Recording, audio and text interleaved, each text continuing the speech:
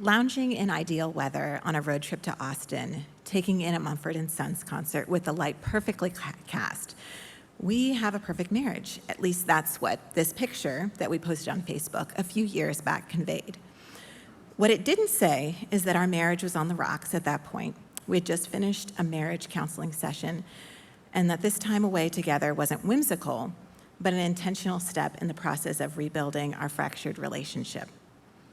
At the time, we'd been married for 14 years, had 2 kids in diapers after struggling with infertility for 7 years. We're reeling from my recent MS diagnosis. Praise the Lord, I've been symptom-free for over a decade now, and had slowly become more and more like roommates or coworkers than spouses.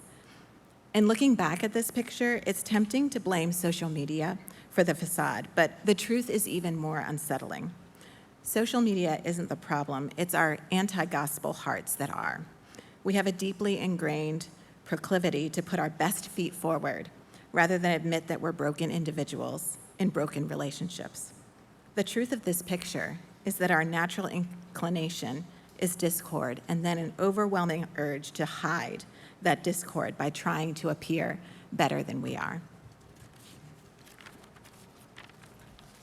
What could be more antithetical to Jesus' work in our lives than pretending that everything is better than it is? If everything's already great or even manageable, which I think is an even worse lie that we tell ourselves, then who needs Jesus? That actually isn't a rhetorical question. We need Jesus. Our marriage needs Jesus.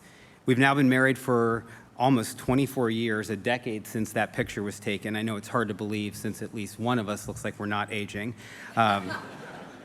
In fact, our kids give us a hard time that maybe we're a little too much in love for people our age. But inside of our wedding bands, we have engraved Psalm 37:4, and it says, "Delight yourselves in the Lord, and he will give you the desires of your heart." When we got this engraved over a quarter century ago, I suppose we naively thought that the desires of our hearts were each other. Almost reading it like this: delight yourself in the Lord and he will give you a great spouse, a stress-free marriage, and the exact number of well-behaved children that you want on the exact timeline you want. Now we understand it to mean more like this: delight yourself in the Lord and he will give you himself, the ultimate desire of your heart, a desire so deep that you don't even know how desperately you need it. Now that's a truth worth posting.